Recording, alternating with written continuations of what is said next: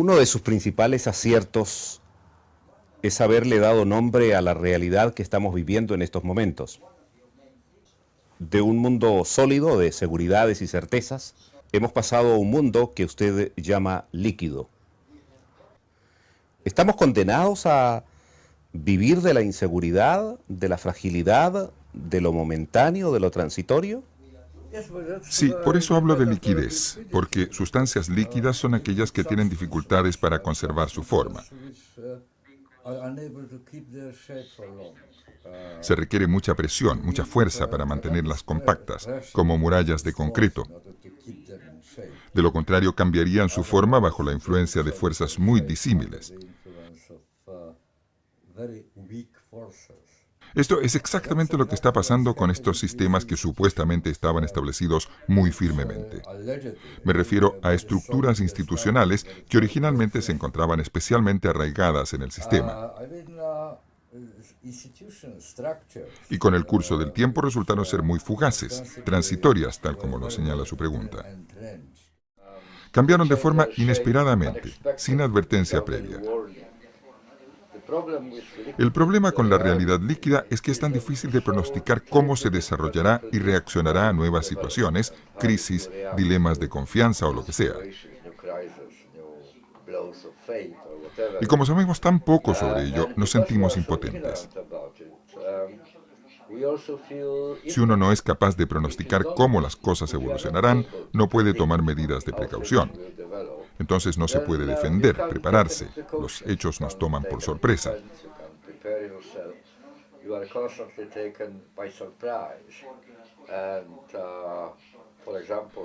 Por ejemplo, en este mismo momento en el que estamos hablando, las personas más importantes, más influyentes en el mundo, están luchando con la idea de cómo reaccionar a algo que pasó inesperadamente, la crisis crediticia.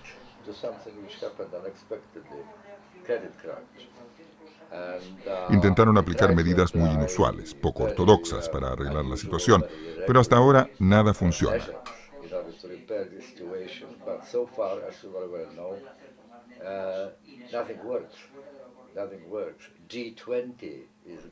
El G20 se reúne en Inglaterra para hablar del tema, pero la gente que vino estaba muy dividida.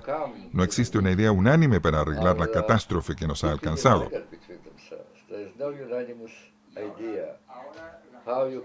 Y no solo eso, no hay ningún consenso sobre su real proyección, cuánto tiempo durará, cuál será la extensión del daño.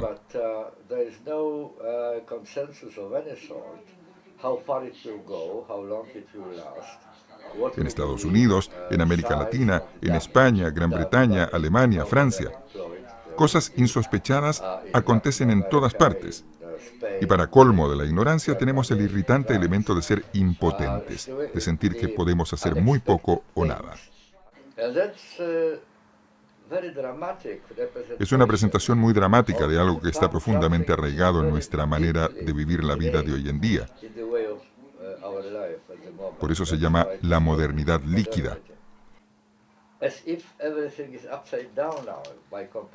Es como si todo estuviera patas arriba comparado con la situación de hace 150 o 200 años, tiempo de la modernidad sólida, cuando todo parecía más duradero, más perdurable, mucho más sólido. Ahora, gente de 30, 40 años no tiene ni idea lo que va a pasar con ella cuando tengan 60 o 70 años. La planificación del futuro desafía nuestros hábitos y costumbres, las capacidades que aprendimos para superar los escollos del camino.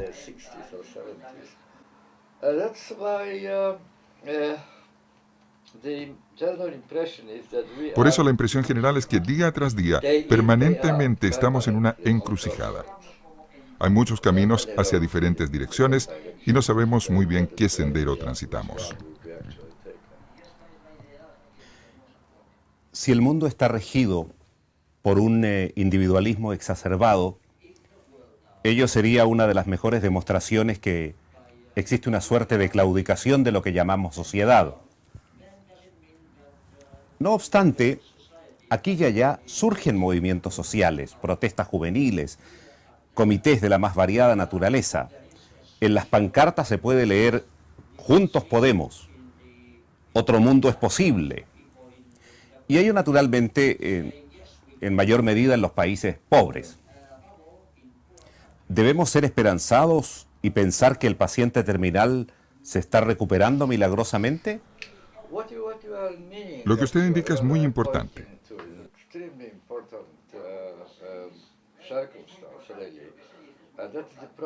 Ese es el problema de la ausencia de una instancia, de una entidad colectiva, algo que antaño llamábamos sociedad, que esté en condiciones de hacer frente a la enorme tarea que encaramos. La sociedad está siendo erosionada de dos lados simultáneamente. Hasta hace poco, el poder era mantenido al nivel de los llamados Estados-naciones. El Estado era idéntico en nuestro pensamiento y en nuestros actos a la verdadera sociedad. Allí se hacía carne la sociedad. Había un Estado y dentro de él un ente que tenía el poder de implementar su política. Ahora el poder de los Estados nacionales se ha evaporado en el espacio global.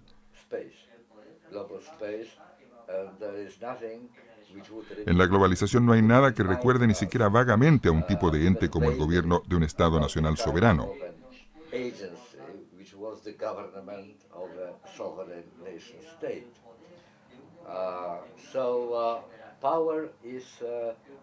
Actualmente, el poder está situado en lo que podríamos calificar de país de nadie. No hay reglas, no hay leyes globales, tribunales globales, un parlamento global, ninguna representación de la voluntad del conjunto de los seres humanos. No hay instituciones globales democráticas, nada. Así que ya este poder del Estado nacional se ha evaporado en el espacio global, aunque hasta ahora sea el único ente político que conocemos. Pero volvamos a lo que hablamos antes, de la crisis actual económica y crediticia.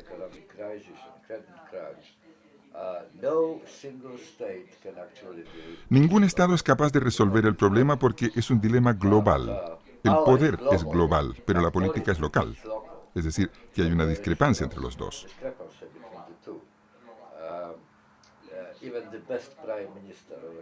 Incluso el mejor primer ministro de un país no tiene la capacidad para hacer frente a las causas globales del problema.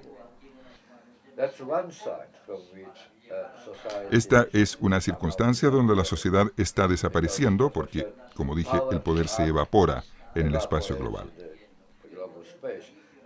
Por otra parte, tenemos la tendencia opuesta.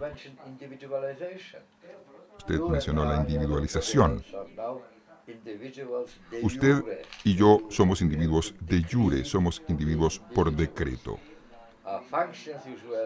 Funciones asumidas hasta hace poco por los estados, que eran poderosos, ahora son traspasadas a individuos que tienen que encontrar soluciones a problemas que ellos no han causado. Pero los individuos son lo suficientemente inteligentes e inventivos para encontrar frecuentemente alternativas al problema que se enfrentan. La cuestión es que ser un individuo de jure es diferente a ser un individuo de facto.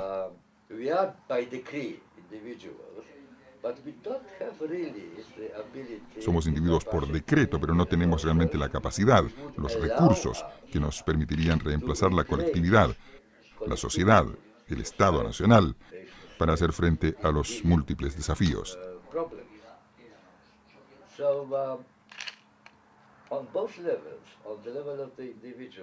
Entonces, en ambos niveles, en el del individuo y en el del Estado nacional, tenemos la misma situación: ausencia de instituciones capaces de hacer frente a la enormidad de los desafíos.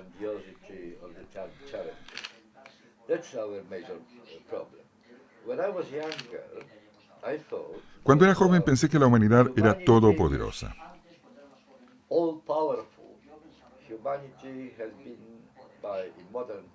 En los tiempos modernos, la humanidad fue declarada divina.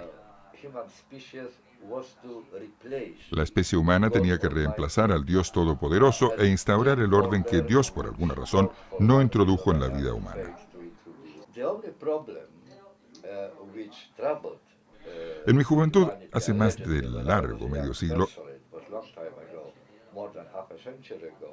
el único problema para la humanidad era que no estábamos muy seguros. que no teníamos suficiente conocimiento del qué hacer. Pero estábamos convencidos que una vez que obtuviésemos el conocimiento, que la ciencia nos ofreciera resultados, tendríamos todos los instrumentos para implementar las soluciones.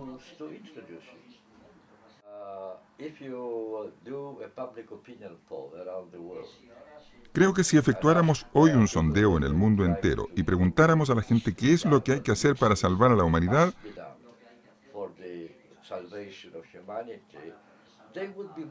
habría más o menos unanimidad en que no debería haber guerra, tampoco el calentamiento global. Debería haber una mejor relación entre la humanidad y la naturaleza.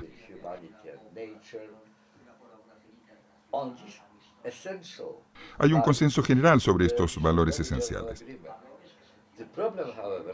Sin embargo, el problema hoy día es quién hace la tarea. Los estados son demasiado débiles. He pensado mucho sobre la globalización, lógicamente. He escrito mucho sobre ello. No quiero decir siempre lo mismo, pero lo repito, hasta ahora la globalización ha sido solamente negativa.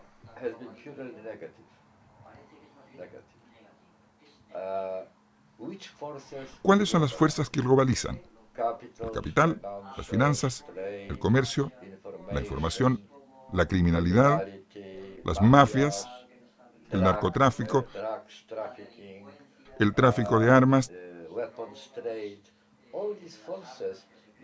Todas estas fuerzas que minaron las instituciones colectivas de acción. Todas estas fuerzas tratan con mucho desdén las soberanías locales. No reconocen las leyes nacionales. Odian las limitaciones que los códigos legales locales les imponen.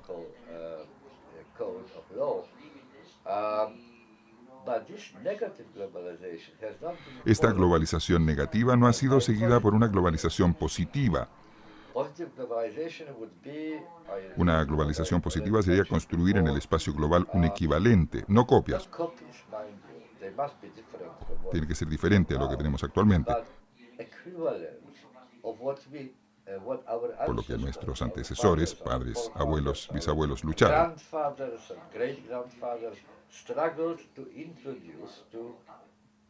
Un orden en el caos a nivel del Estado nacional.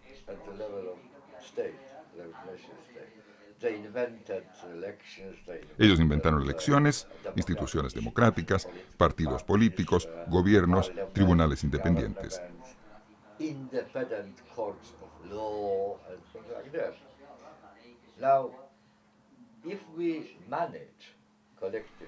Si logramos colectivamente crear equivalentes de todas estas instituciones a nivel global, solo entonces estaremos capacitados para llegar a la raíz de los actuales problemas.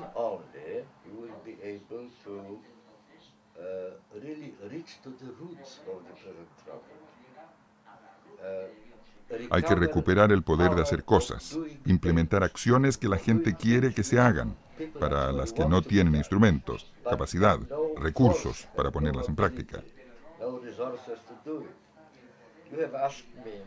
Usted me preguntó cuáles son las perspectivas. Bueno, tengo que admitir que al final de mi vida soy pesimista sobre la posibilidad de encontrar atajos, soluciones rápidas para arreglar lo que costó varios cientos de años destruir. Es mucho más rápido arruinar cosas que arreglarlas. La idea de tener una suerte de acuerdo global sobre las instituciones que deberían armonizar nuestras vidas, de tener un código legal unificado que se aplique a todo el mundo, parece una utopía porque no hay instituciones que lo sustenten. Solo hay instituciones ad hoc, temporales, que han sido introducidas para intentar combatir la actual crisis crediticia. Pero no tenemos un camino claro para una posible acción consensuada colectiva a nivel de las grandes reivindicaciones. Será una travesía larga, y la gran pregunta es ¿cuántas víctimas, cuánto daño, cuántos heridos habrá hasta que realmente entremos en acción?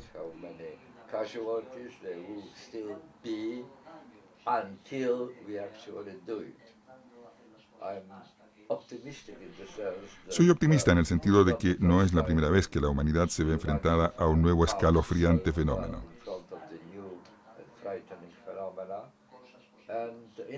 En el pasado, nuestros antecesores lograron encontrar inéditos ajustes, nuevas formas de vida, adecuadas para hacer frente al problema que encontraron.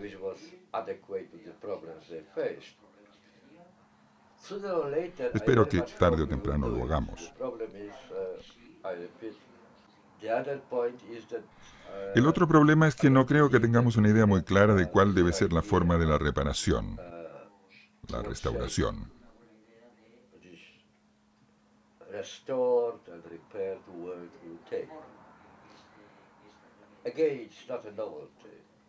Una vez más, no es nada nuevo. Si, por ejemplo, lleváramos a Aristóteles, quien de hecho fue el primer gran filósofo que escribió extensamente sobre la democracia, a Madrid, a Buenos Aires, a Londres, a una sesión del Parlamento local, le parecería muy interesante.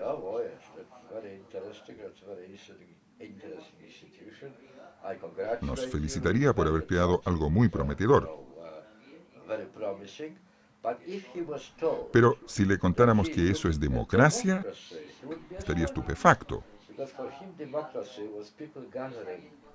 Para él, la democracia era gente que se reunía en el mercado local, que debatía y al final votaba allí mismo por la resolución que una mayoría aprobaba.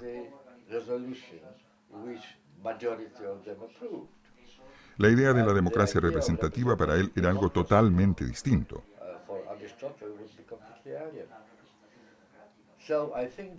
Como si usted o yo fuéramos invitados por futuras instituciones globales, probablemente diríamos que son muy simpáticas, pero estaríamos muy sorprendidos cuando nos dijeran que ello es el Parlamento. El Parlamento era una institución hecha a la medida del Estado-nación, unidad étnica.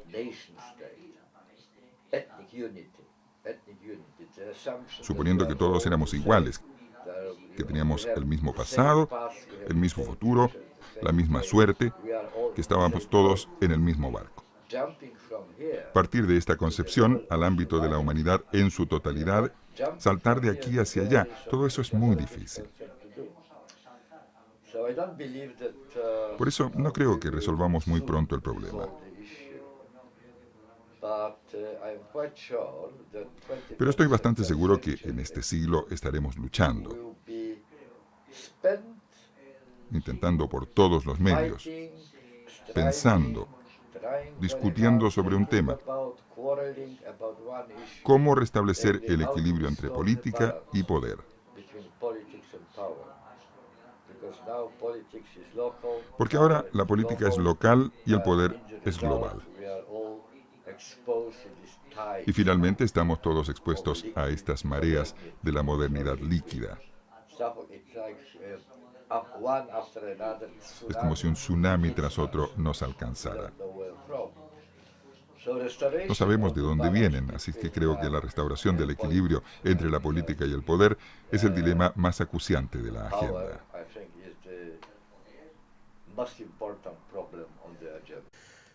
Usted sabe que, señor Bauman, que yo vengo de una emisora holandesa,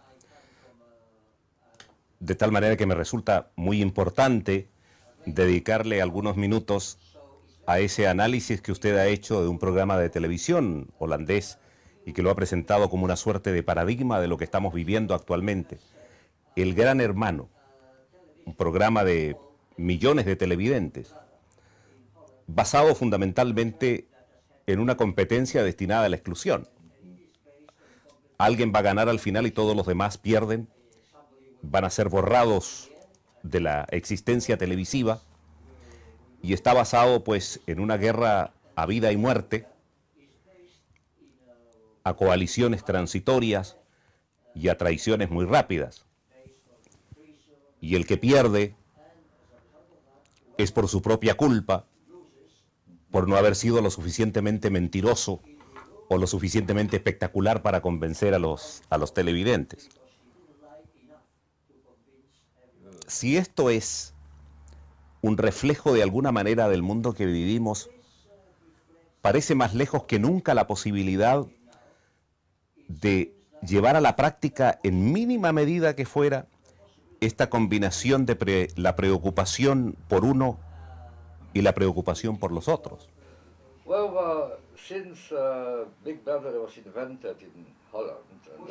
Desde la invención del Gran Hermano en Holanda y vendido a las compañías internacionales, la descripción al comienzo era diferente.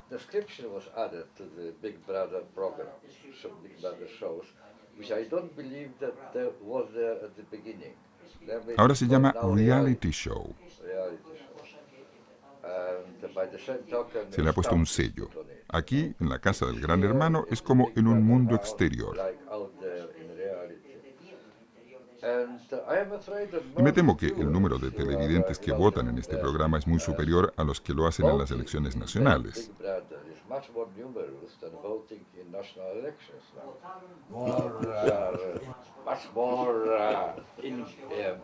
Espiritualmente, la gente está mucho más comprometida con lo que pasa en la casa que en las luchas y disputas entre los políticos de alto nivel.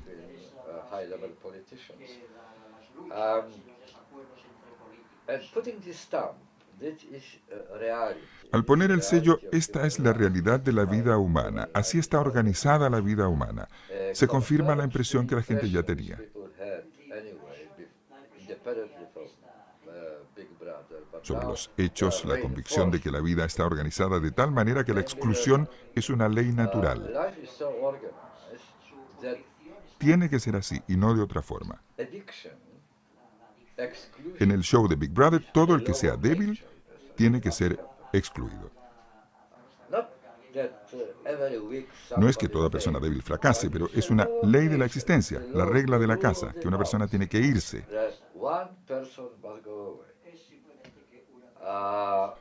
No se concibe organizar otro tipo de show televisivo con otra realidad, donde no haya ninguna necesidad de excluir a una persona cada semana.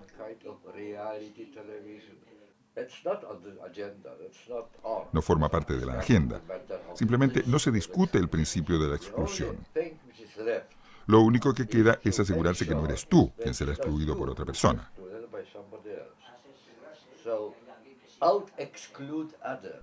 Hay que excluir a los otros para permanecer entre esas paredes.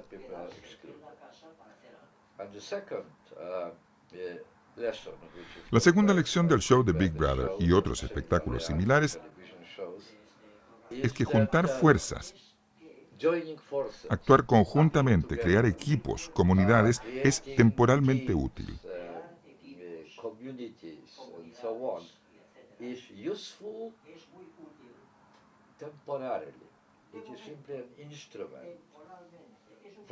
Sencillamente es un instrumento para evitar ser una víctima.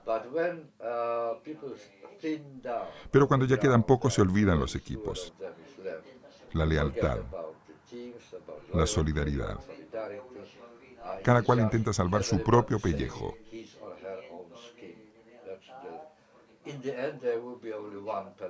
Finalmente solo habrá una persona que prevalezca.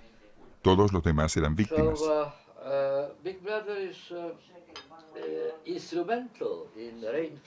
Así que Big Brother es un instrumento que fortalece esta idea de que la exclusión es inevitable.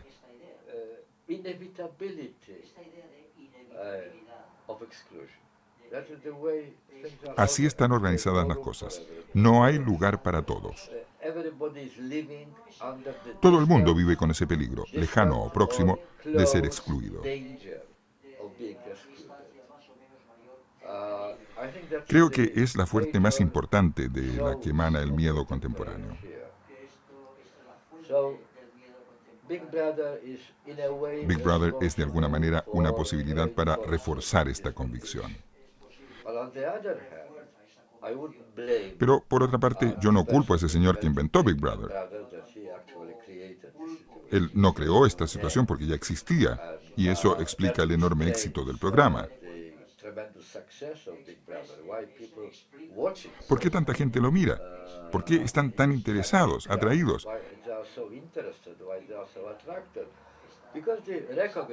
Porque en lo que pasa allí reconocen una situación representativa de su experiencia en el trabajo.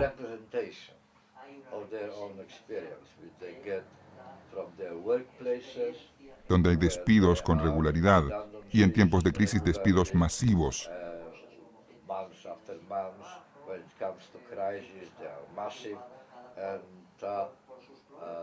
En el pasado la gente reaccionaba uniendo fuerzas, resistiéndose, haciendo huelgas, luchando, levantando barricadas. Ahora la preocupación es si la actual ola de despidos no me afecta. Yo me quedo, otros se van.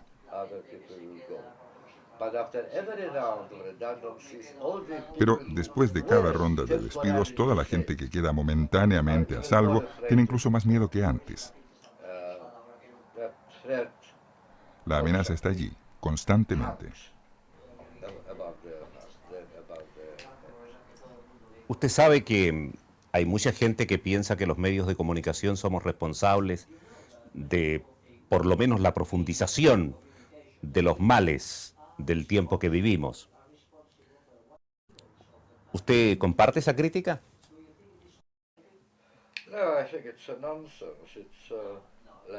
No, creo que es una tontería. Es matar al mensajero porque trae malas noticias. Una costumbre muy vieja, muy tonta.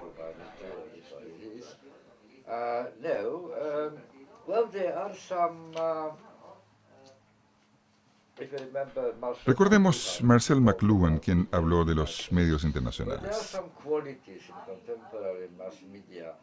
Hay algunas facetas de los actuales medios de comunicación masiva, no deliberadamente, sino simplemente debido a los logros técnicos de la televisión, que lo que hacen es dar una imagen del mundo actual que es muy especial.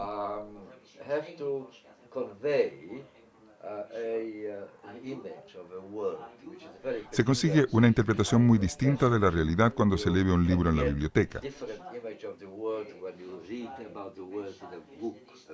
Rodeado por estudios históricos, se aprende sobre el mundo de una manera muy diferente que cuando uno está expuesto a las noticias de la televisión.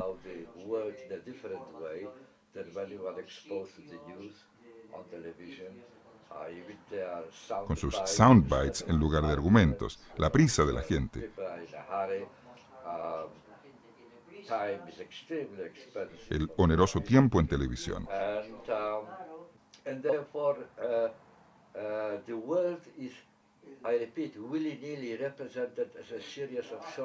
Y en consecuencia, el mundo es representado como una serie de episodios breves. Un periodista francés dijo que si Émile Zola, quien escribió el famoso artículo J'accuse, yo acuso, un artículo muy largo, lleno de argumentos muy poderosos en el caso Dreyfus, si le hubiesen dado tiempo en la televisión, habría tenido solo tiempo para gritar yo acuso, y después se habría dado paso a la publicidad u otra cosa. No habría dispuesto de tiempo para defender el caso. Es un ejemplo. La estrategia es pasar rápidamente de un tema a otro. Hay 25 minutos de noticias, pero con 25 temas distintos.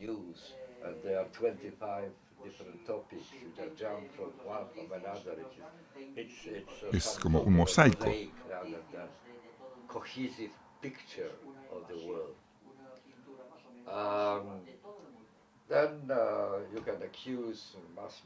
Se podría acusar a los medios de comunicación masiva por crear personalidades, caras familiares en lugar de autoridades.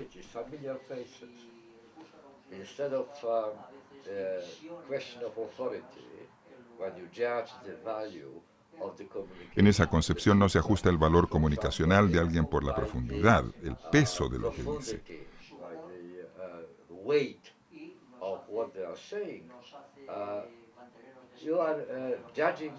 Se juzga la información por la personalidad que la esboza. Es el sistema de celebridades, caras familiares. Estamos acostumbrados a verlas en una hora determinada, las escuchamos.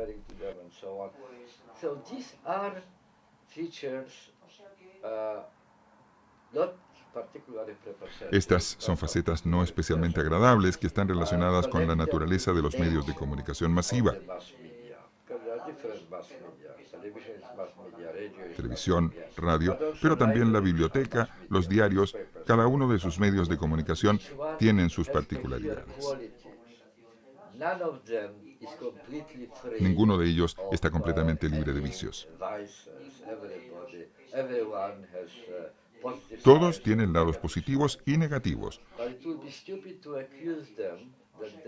Pero sería estúpido acusarles que ellos están creando los aspectos negativos de los que nos quejamos en este mundo.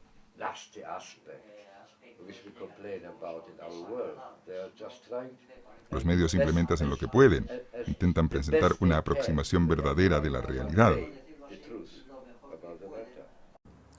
Otra de las cosas importantes de la vida de hoy,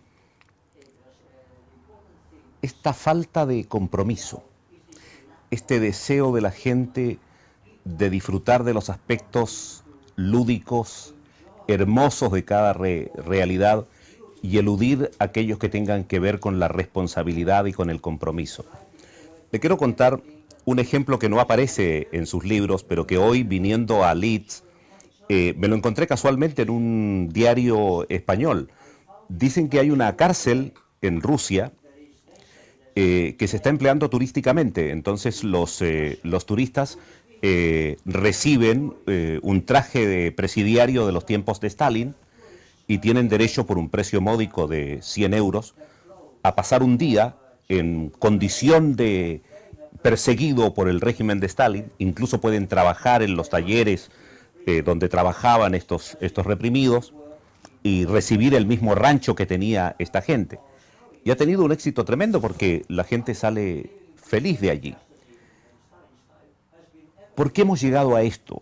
El arrancarnos del compromiso, el solo querer la parte bonita de la historia.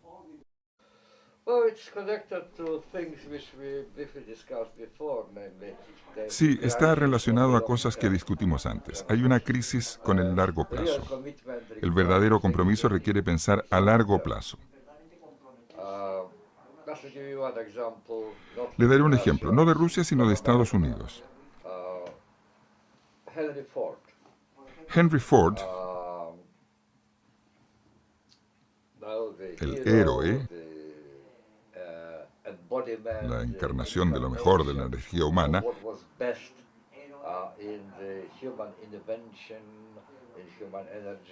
él era el Bill Gates de los antiguos tiempos.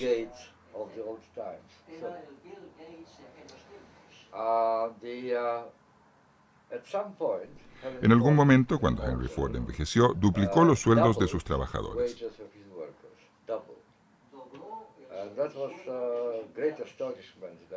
Fue una gran sorpresa en Estados Unidos porque hasta entonces el capitalismo norteamericano quería bajar los sueldos, no duplicarlos.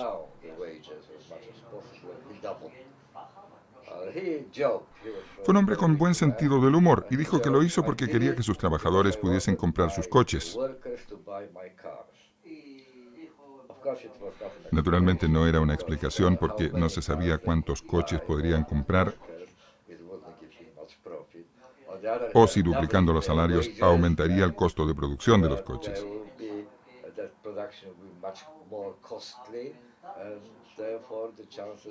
Y en consecuencia era probable que las ventas bajarían. Entonces, ¿por qué lo hizo? Porque quería que sus trabajadores se quedaran en sus fábricas.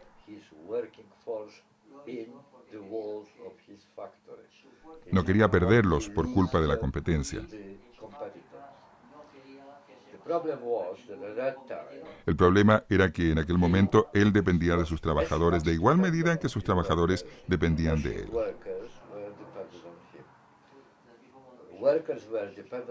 Los trabajadores dependían de Henry Ford para poder vivir, y su riqueza dependía de sus trabajadores. No podía, como los actuales capitalistas financieros, apretar un botón en su laptop y enviar capital a Malasia, por ejemplo, en lugar de tenerlo en París.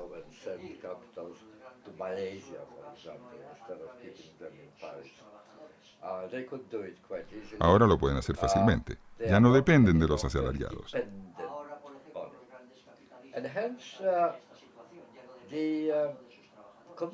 Por eso, el compromiso está en crisis.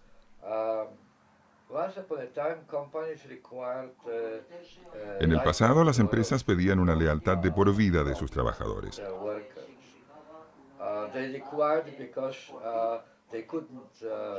porque no era tan fácil trasladar la maquinaria, los edificios de un sitio a otro.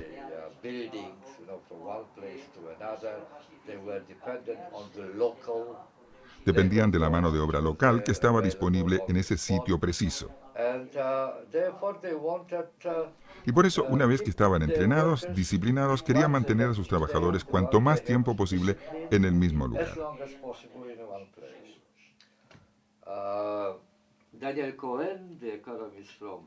Daniel Cohen, el economista de la Sorbona en Francia, dice que cuando los hombres jóvenes iban a Renault para ser aprendices y trabajar en la fábrica de coches, podían estar prácticamente seguros que durante toda su vida laboral trabajarían en la misma fábrica.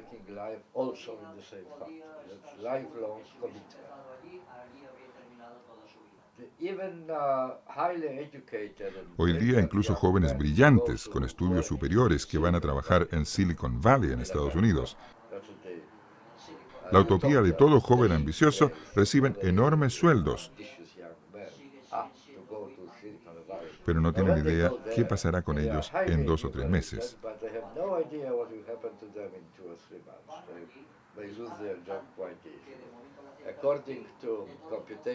Según cálculos hechos antes de la crisis crediticia por el sociólogo Richard Sennett sobre las perspectivas de estadounidenses con alta formación profesional, se demuestra que el americano medio con estudios universitarios que entra actualmente en el mercado laboral puede esperar que tendrá que cambiar de lugar y de tipo de trabajo al menos 11 veces antes de jubilarse.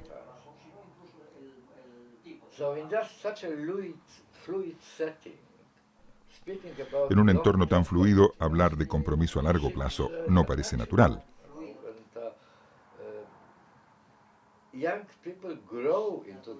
La gente joven crece en medio de esta situación.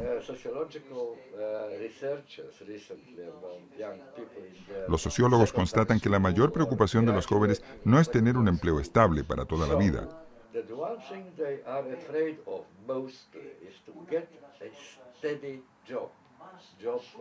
No lo quieren, ansían experimentar, no quieren dejar de lado ninguna posibilidad. Quieren mantener abiertas todas las alternativas. Me acuerdo especialmente de una niña de 19 años a quien se le preguntaba cuáles eran sus planes de vida.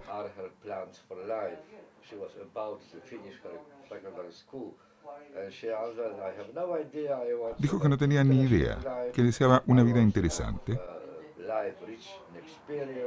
rica en experiencias, aventuras, etc. Pero lo que sí sé es lo que no quiero en mi vida. No quiero ser como mi padre. Hace 25 años, él empezó a dar clases y sigue siendo profesor. ¡Qué aburrimiento! El padre era el antihéroe, precisamente la vida que ella no quería. Y no es una excepción. La mayoría de la gente joven está entrenada de tal manera que esperan una vida llena de cambios, de nuevas vivencias. No sé cuál es la gallina y cuál el huevo, qué fue primero. No sé si la expectativa de la gente joven creó el mundo líquido o si el mundo líquido creó esta expectativa. No me parece que sea posible responder esa pregunta. Pero hay una suerte de coordinación, resonancia entre las cosas líquidas que finalmente desemboca en lo que usted señaló, la crisis del compromiso. Me acuerdo de otro periodista que decía que en estas condiciones casarse es como embarcarse en un viaje por el océano sobre papel secante.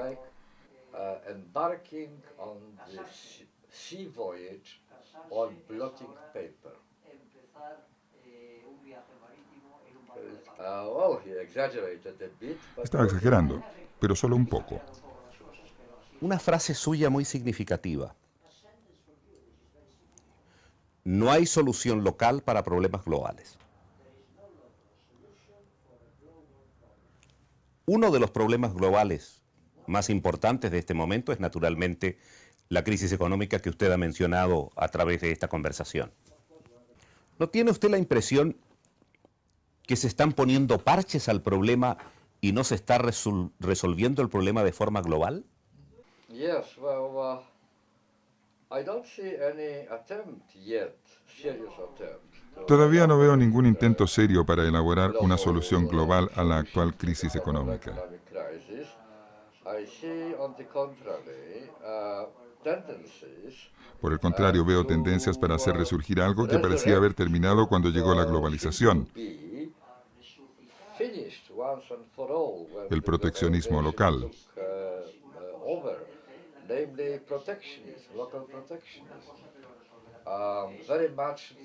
Las tácticas del gran hermano. Que los vecinos sufran. ¿Por qué hemos de sufrir nosotros?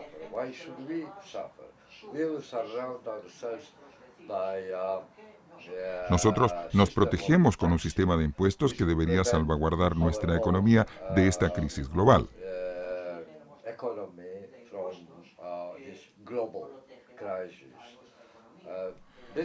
Recientemente, el primer ministro británico Gordon Brown dijo algo que no escuché en años.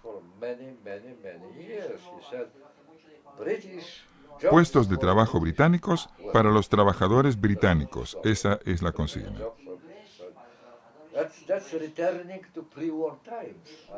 Volvemos a la época anterior a la guerra. 20 países acudieron a la conferencia de Londres. 17 ya han introducido medidas proteccionistas. Y llegaron a Londres para discutir medidas conjuntas aplicables a todos los países. No tengo ni idea cómo lo harán. No espero que los resultados de esta conferencia ofrezcan ningún resultado sólido que ataque la raíz del problema.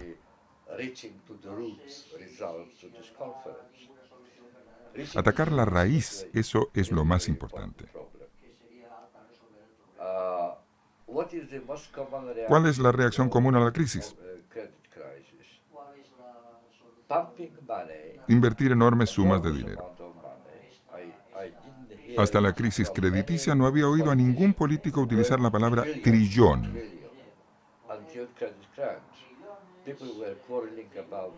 Los políticos se peleaban sobre cientos de millones, a veces miles de millones. Ese era el límite de nuestra imaginación. Pero nadie habló de billones de dólares, 2 billones de dólares.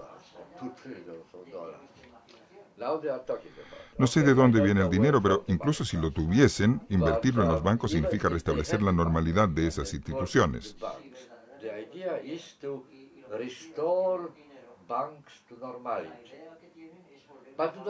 Pero si la normalidad es la razón de la crisis,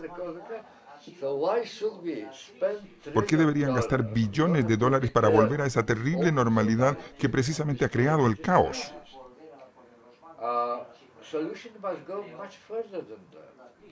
La solución debe ir más allá. Hay que atacar las raíces de la cuestión. Esas están muy metidas en nuestra forma de vivir.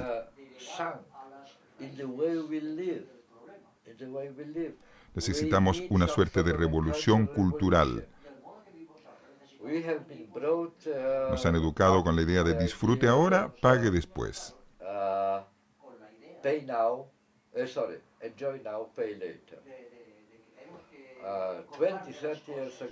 Hace unos 20, 30 años, los bancos descubrieron algo maravilloso.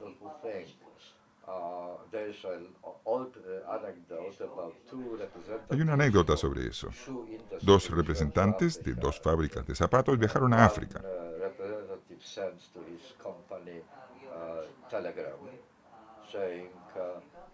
Uno de ellos envió un telegrama a su empresa diciendo: no envíen zapatos, todo el mundo anda descalzo.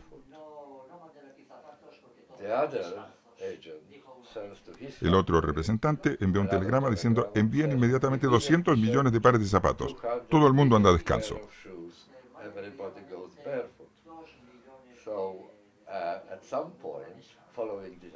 En otras palabras, los bancos descubrieron que la gran mayoría de la gente no pedía dinero. Vivían según sus posibilidades. Un escándalo. ¿Por qué no convertirlos en deudores? attract them to living on credit. ¿Por qué no convencerlos de vivir endeudados? 30 years ago, when credit cards were Hace 30 años, cuando se introdujeron las tarjetas de crédito, la consigna era "Take the waiting out of wanting". No espere si desea algo. Fue la declaración más revolucionaria de toda la historia moderna.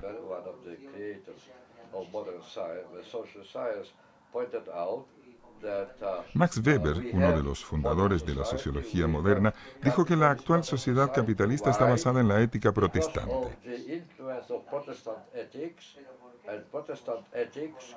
que consiste en la postergación de esa invitación. No espere si desea algo.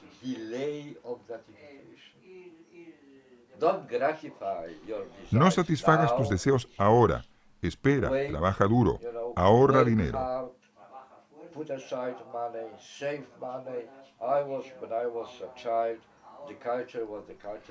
Cuando era niño había una cultura de ahorro, no de tarjetas de crédito. Y el principio elemental de una vida decente era hacerlo dentro de tus posibilidades.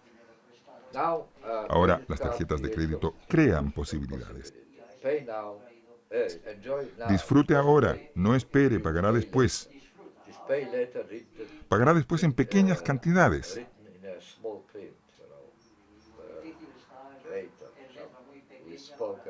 Más tarde está muy lejos, a años luz. ¿Quién se preocupa de más tarde? ¿Quién sabe cuándo llega más tarde?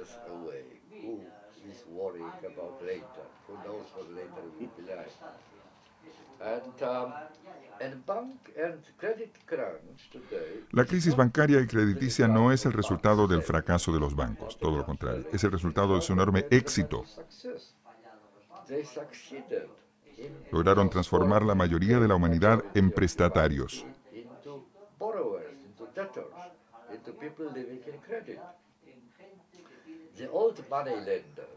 Los antiguos usureros eran muy crueles. Te prestaban dinero, pero querían que se devolviera oportunamente, incluidos los intereses. Si no pagabas a tiempo, enviaban unos mafiosos que te daban una paliza. Y si no podías pagar, te mataban.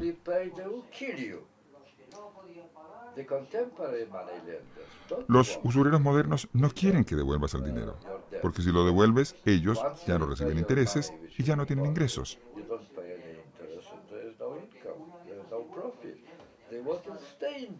Quieren que sigas endeudado. Y si no puedes devolver el dinero a tiempo, te dirán que te dan otro préstamo.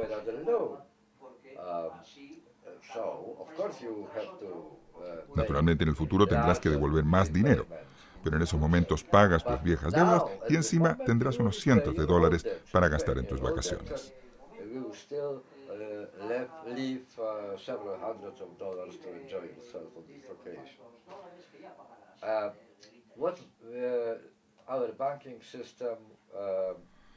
Nuestro sistema bancario ha transformado la deuda en una fuente permanente de ingresos.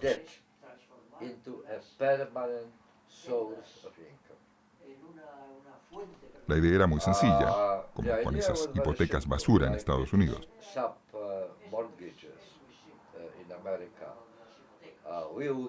Prestamos dinero para comprar casas a gente que no puede permitirse comprarse una porque son pobres. No pueden devolver la deuda. Pero, ¿quién les da el dinero para comprar las casas? Si todos van al mercado inmobiliario, la demanda de casas aumentará y el precio subirá.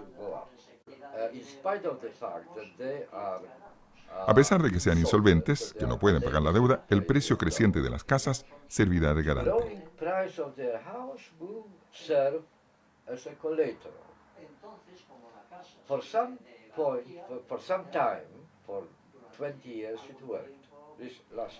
Durante 20 años funcionó. Funcionó de verdad porque aparecieron tantas nuevas personas en el mercado inmobiliario que los precios subieron durante 20 años.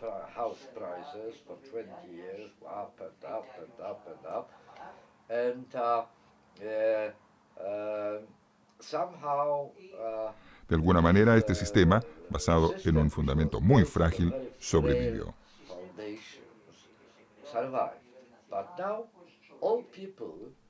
La gente que tenía suficiente dinero compraba casas, pero también mucha que no lo tenía compraba y se veía obligada, presionada por los bancos, a pedir dinero.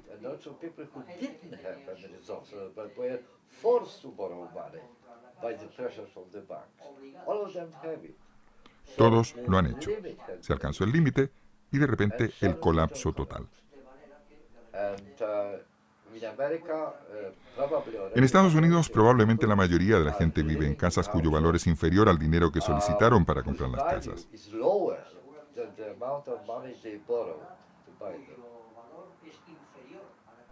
Esto se llama patrimonio negativo, es un concepto nuevo. Su deuda es más grande que el valor de la casa. Incluso si son expulsados de sus inmuebles, no podrían pagar la deuda con el banco con el dinero que reciben.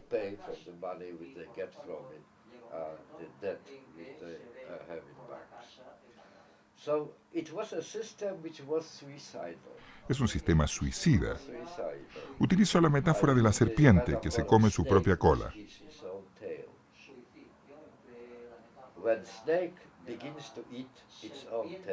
Cuando el reptil comienza a comer su propia cola, en un principio le encanta, pero tarde o temprano ya no es capaz de digerirla.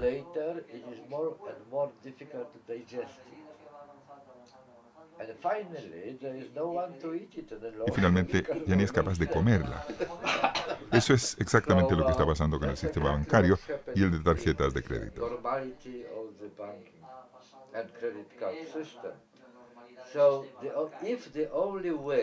Si la única manera de combatir esta crisis es volver a la normalidad, nos avecinamos a una catástrofe.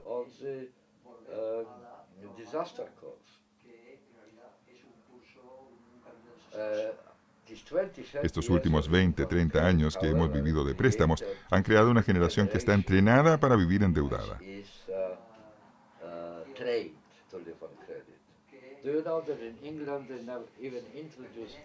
¿Sabe que en Gran Bretaña incluso hoy día los estudiantes están obligados a vivir de préstamos?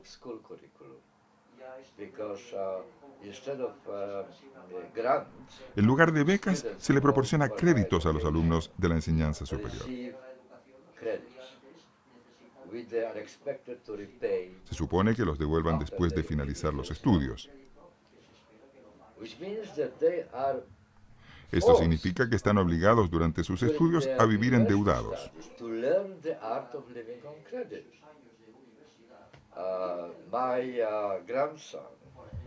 Mi nieto, un brillante estudiante de arquitectura, ya tiene una deuda de 30.000 libras esterlinas. Él estudió y tiene que pagarla. Y le han dado un crédito muy económico. Pero cuando sea arquitecto tiene que empezar a pagar esas 30.000 libras.